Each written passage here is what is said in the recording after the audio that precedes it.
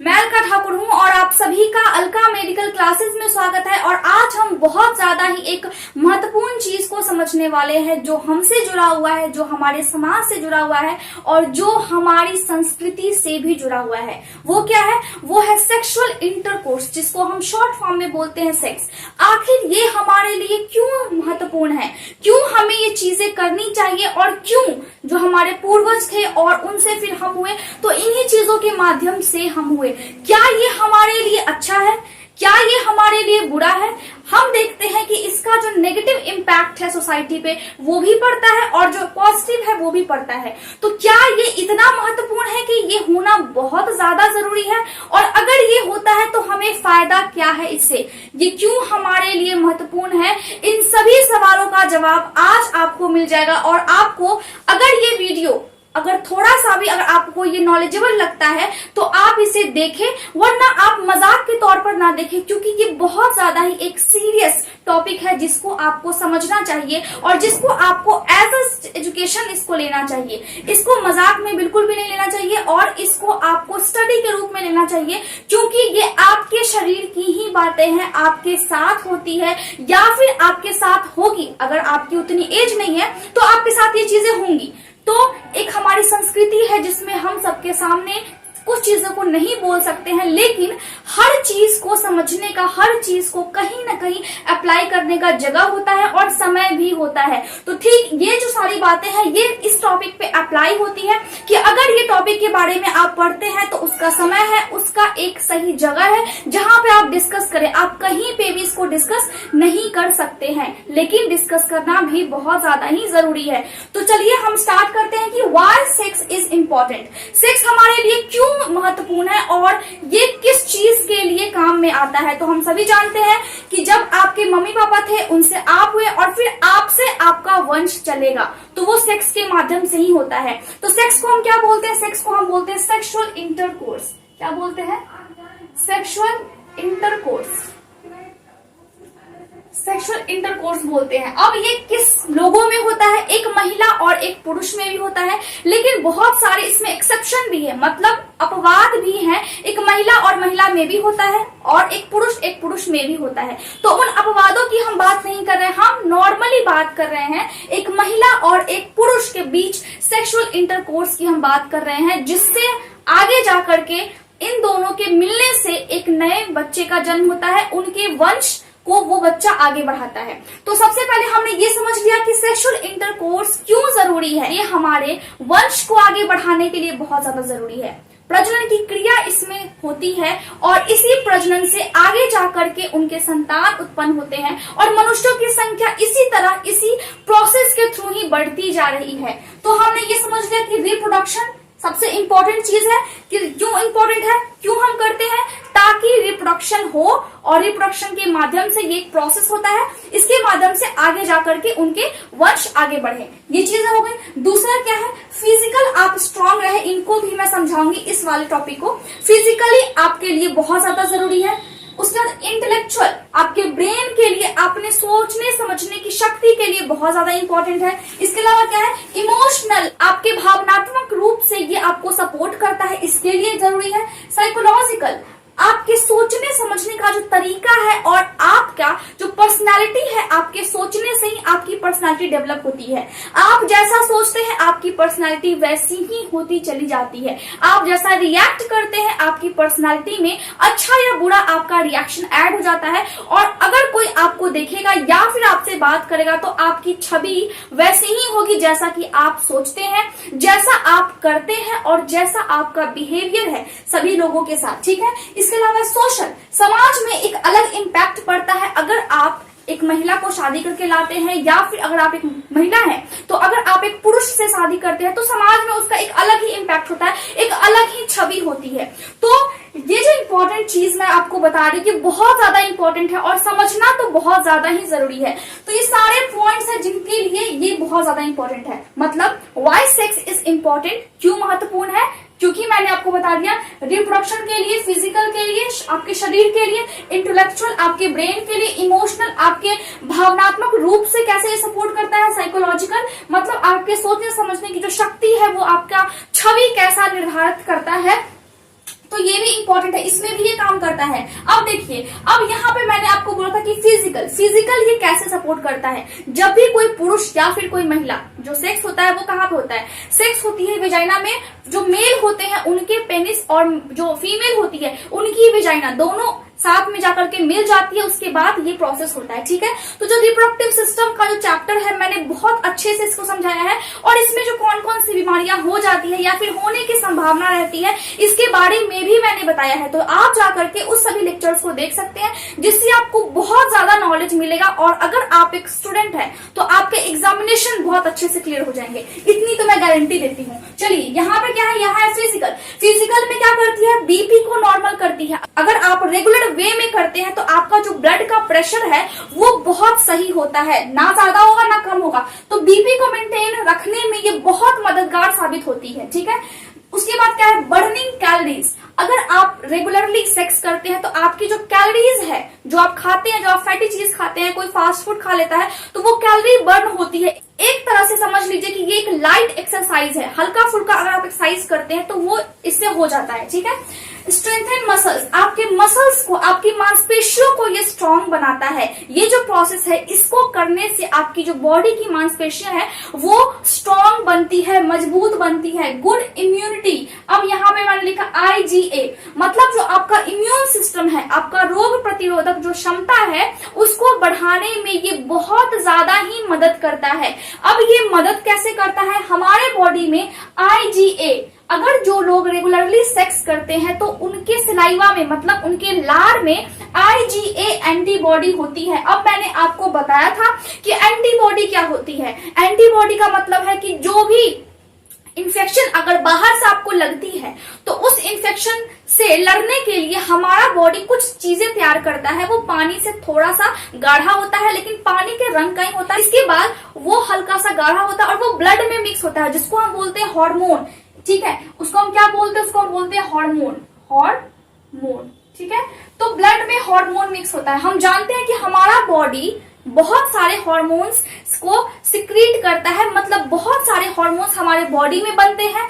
हमारा ब्रेन बहुत सारे हार्मोन्स को रिलीज करता है हमारे बॉडी में, जिससे कि बहुत सारा काम होता है। लेकिन यहाँ पे जो IgA एंटीबॉडी है, अगर आप रेगुलर बेसिस पे सेक्स करते हैं तो IgA एंटीबॉडी उस व्यक्ति के लार में होता है, जिससे मुंह में अगर आपके इन्फेक्शन होने की संभावना है तो वो बहुत ज्यादा ही कम हो जाती है। और साथ ही साथ आपका जो हेल्थ है, आपका जो इम्यूनिटी सिस्टम है वो भी स्ट्रांग होता है। इसके बाद यहाँ पे मैंने बात की इमोशनल। चलिए, फिजिकल के बाद क्या था, इंटेलेक्चुअल का मतलब है कि अगर आप हेल्दी रहेंगे तो आपका दिमाग स्वस्थ होगा, आपके सोचने समझने की शक्ति अच्छी रहेगी। इससे क्या होगा, इससे आपका ब्रेन शार्प हो गया। तो ये इंटेलेक्चुअल यानी कि ये वाली जो टॉपिक है ये आपको समझ में आ गया कि किस तरह से ये दिमाग को एक तरह से कंट्रोल करती है और एक व्यवस्थित ढंग से आपको जीने का ढंग जो होता है वो फिर आप में पैदा हो जाता है, जिससे कि आप सभी कामों को अच्छे से कर पाएंगे। अगर आपका दिमाग शांत रहेगा तो आप सभी कामों को अच्छे से कर सकते हैं। ठीक है,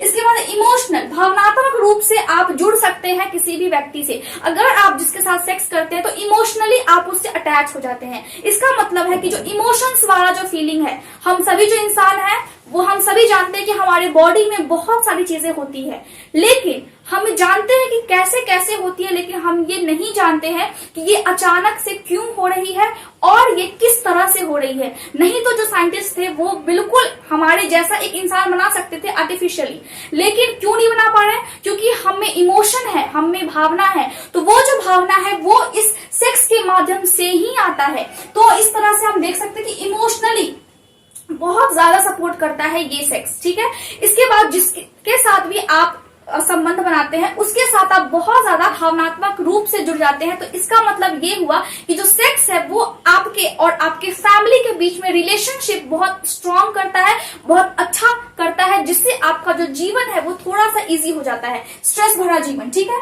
साइकोलॉजिकल, अब साइकोलॉजिकल का मतलब मैंने आपको बताया कि स्ट्रेस आपको ये स्ट्रेस कम कर देगा, आपको ये एंजाइटी कम कर देगा। स्ट्रेस का मतलब है जो प्रेशर पड़ता है काम की वजह से, और आजकल इतना बिजी लाइफ है जिसमें बहुत ज्यादा स्ट्रेस है और एंजाइटी, बहुत सारी चिंताएं होती है, उसको ये खत्म करता है। अब जब बहुत सारे काम का आपको प्रेशर पड़ता है तो आप पे लोड ज्यादा होता है, और अगर आप उस स्थिति में रहते हैं तो अगले दिन फिर आप कोई भी काम अच्छे से, जितनी आपको एनर्जी लगा करके करनी चाहिए, वो आप नहीं कर सकते हैं। तो ये जो सेक्स है ये बहुत ज्यादा ही मदद करता है आपके स्ट्रेस और आपकी चिंता को खत्म करने में। इसके बाद क्या है, बेटर स्लीप। आप बहुत अच्छे ढंग से सो पाते हैं अगर आप रेगुलरली बेसिस पे सेक्स करते हैं। तो इसमें क्या होता है, आप क्यों सो पाते हैं, क्योंकि अगर जब आप सेक्स करते हैं उस टाइम में आपके बॉडी में ऑक्सीटोसिन नामक हार्मोन निकलता है। मैंने बता दिया कि हार्मोन क्या है, पानी की तरह होता है। उसके अलावा एंडोर्फिन्स निकलता है। अब एंडोर्फिन्स जो होता है ये भी हार्मोन है,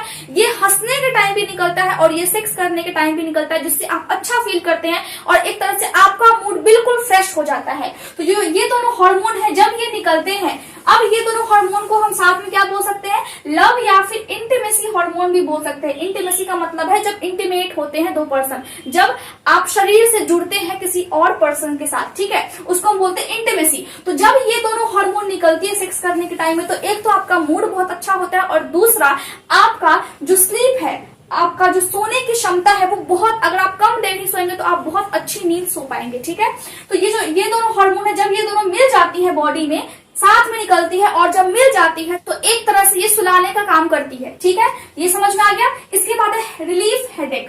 अब आपके सर में दर्द होगा, आप समझिए कि आपका जो मूड है वो बिल्कुल फ्रेश होगा, तो आपके जो सर की दर्द है वो भी तो गायब हो जाएगी, तो सर भी आपका दुखेगा नहीं, ठीक है। इसके बाद क्या है, अगर हम सोशल की बात करें, सोशल में हम क्या देखते हैं कि अगर आप एक सेक्स करते हैं तो सेक्स करने से पहले आपकी शादी की जाती है। उसका क्या मतलब है, उसका मतलब है कि समाज में एक व्यवस्थित ढंग से इन चीजों को रखा गया है, इन चीजों का एक रूल्स एंड रेगुलेशन तय किया गया है, इसका ये रास्ता है, इस तरह आपको करना है, ठीक है। तो यहाँ पे क्या है, यहाँ पे है कि सोशल किस तरह से ये हेल्प करता है। अगर आपका एक फैमिली है तो उसका सोशल स्टेटस अलग होगा, समाज में उसकी इज्जत अलग होगी, समाज में उसका जो लेवल होगा वो अलग होगा, तो आप कैसा बिहेव करते हैं, अगर ये चीजें हैं तो ये चीजें किस तरह से काम करती है समाज में भी। अगर आपके अभी आप है, आपके मम्मी पापा है, तो उनकी वजह से आप है, तो समाज में आप उनकी वजह से जाने जा रहे हैं, तो एक तरह से सोशल स्टेटस आपका भी बेटर हो सकता है, आपका बेटर होता भी है। किसकी वजह से, ये सभी चीजों की वजह से। तो ये आप समझिए कि इन चीजों की वजह से कितना ज्यादा फायदा है, लेकिन किसी भी चीज का एक लिमिट होता है, ज्यादा किसी भी चीज का हम लिमिट क्रॉस नहीं कर सकते हैं, ठीक है। इसके बाद क्या है, अगर हम आदमियों में बात करें, ये सभी चीजों के बाद दोनों में होती है, महिला और आदमी दोनों में होती है। इसके अलावा क्या होता है, इसके अलावा पुरुषों में ये देखा गया है कि अगर रेगुलर बेसिस पे वो अगर सेक्स करते हैं तो जो प्रोस्टेट ग्लैंड होती है, प्रोस्टेट ग्लैंड में कैंसर होने की संभावना बहुत ज्यादा कम हो जाती है। 70 के एज तक उनकी जो संभावना है कैंसर होने की वो बहुत कम रहती है। अब प्रोस्टेट ग्लैंड कहाँ पे होती है, देखिए यहाँ पे मैंने आपको बताया भी था, मेल रिप्रोडक्टिव सिस्टम में या फिर प्रोस्टेट ग्लैंड में जो कैंसर होती है उसके बारे में भी मैंने आपको बताया है, तो जाकर के आप वो वीडियो देखें ताकि आपको बहुत अच्छे से समझ में आए। ये जो पेशाब की थैली होती है, मैंने आपको बताया था कि किडनी होती है, फिर पेशाब की थैली होती है, तो पेशाब की थैली के जस्ट बगल में होता है और फिर ये नीचे की तरफ फिर से पेनिस होता है। तो पेशाब की थैली होती है, फिर ये प्रोस्टेट ग्लैंड होता है उसके नीचे में, उसके बाद पुरुषों में होता है पेनिस, जिससे क्या होता है, जिससे सेक्स किया जाता है, ठीक है। तो ये जो प्रोस्टेट ग्लैंड है इसमें कैंसर होने की संभावना बहुत ज्यादा कम हो जाती है। तो सोचिए कि ये कितना ज्यादा फायदेमंद है। इसके अलावा क्या है, इसके अलावा ये आपके हार्ट के आपके हेल्थ को बहुत अच्छा रखता है, आपके दिल की बहुत ज्यादा मदद करता है। आपका बीपी तो मैंने बता दिया कि बीपी किस तरह से लो रहता है, किस तरह से वो रेगुलर एकदम प्रॉपर वे में रहता है, बीपी आपका ज्यादा बढ़ता नहीं और ज्यादा घटता भी नहीं है। और महिलाओं में क्या देखा जाता है, महिलाओं में देखा जाता है कि उनका जो ब्लड फ्लो है, सेक्स करने के टाइम में जो खून का संचार होता है बॉडी में वो ज्यादा हो जाता है। तो जब वो ज्यादा होता है तो ये हमारे लिए जरूरी है कि हमारा जो खून का संचार है वो दिन में कम से कम एक बार बहुत ज्यादा तेज हो, जिससे क्या होता है, जिससे जो हमारा हार्ट है वो बिल्कुल फ्रेश हो जाता है और एक तरह से हार्ट की एक्सरसाइज हो जाती है, हमारे दिल की एक्सरसाइज हो जाती है, जिससे कि हमारा हेल्थ अच्छा रहता है। अगर हमारा दिल अच्छा रहेगा, हार्ट अच्छा रहेगा तो हमारा हेल्थ भी अच्छा रहेगा, ठीक है। इम्प्रूव ब्लैडर कंट्रोल, जो ब्लैडर जो पेशाब की थैली होती है जहाँ पे पेशाब जमा होता है उसके बाद महिलाओं में होती है, इधर यहाँ पे पेनिस हुई और महिलाओं में फिर यूरेथ्रा होती है, जिसको मैंने आपको कल भी बताया था किडनी वाले लेक्चर में।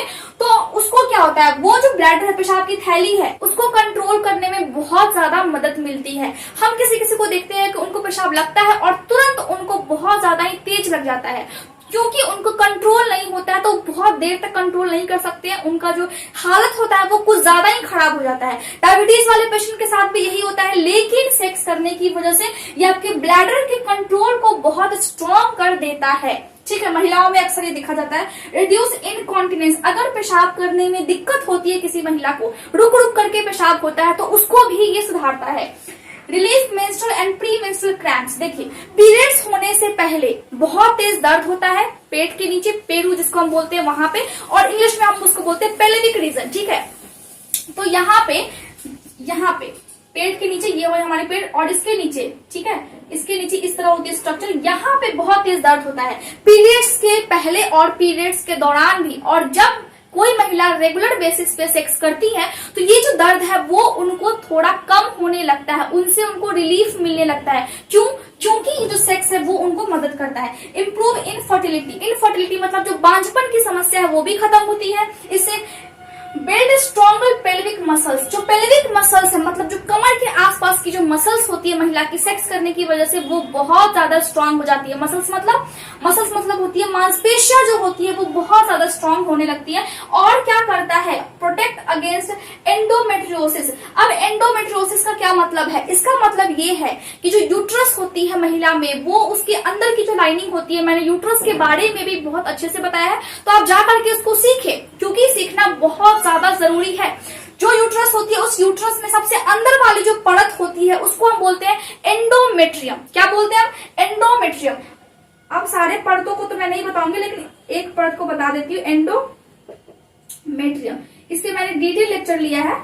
एंडोमेट्रियम, तो जो एंडोमेट्रियम है वो यूट्रस के सबसे अंदर वाली परत होती है।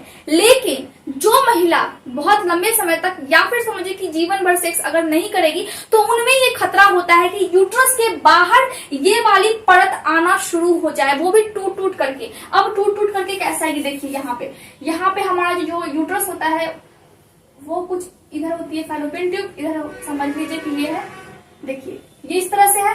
तो सबसे अंदर वाली परत, मान लीजिए कि अगर मैंने ये मार्कर को काटा, सबसे अंदर वाला जो होगा वो उसको हम बोलेंगे एंडोमेट्रियम। लेकिन अगर मैंने उसको ऐसे बंद है उसके ऊपर से, तो यूट्रस के जस्ट ऊपर से इस तरह यहाँ पे जमा हो जाएगा, यहाँ पे जमा हो जाएगा, यहाँ पे जमा हो जाएगा, यहाँ पे हो सकता है, यहाँ पे फैलोपियन ट्यूब के पास हो सकता है, ये सभी हो सकता है। तो फैलोपियन ट्यूब क्या है और ये यूट्रस क्या है, वेजाइना क्या है, सर्विक्स क्या होती है, इन सभी के बारे में मैंने ऑलरेडी बहुत अच्छे से आपको बताया है और सबके नाम भी मैंने बताए हैं, तो आप जाकर के उनसे सीखिए। ठीक है, लेकिन यहाँ पे मैं आपको बता दूं कि जो एंडोमेट्रियम होती है यूट्रस के अंदर वाली परत, वो एंडोमेट्रियोसिस में बाहर यूट्रस के आने लगती है, मतलब उसकी जो परत है उसको अंदर होना चाहिए, लेकिन वो क्या करती है, बाहर इस तरह जमा होने लगती है, उसको हम बोलते हैं एंडोमेट्रियोसिस।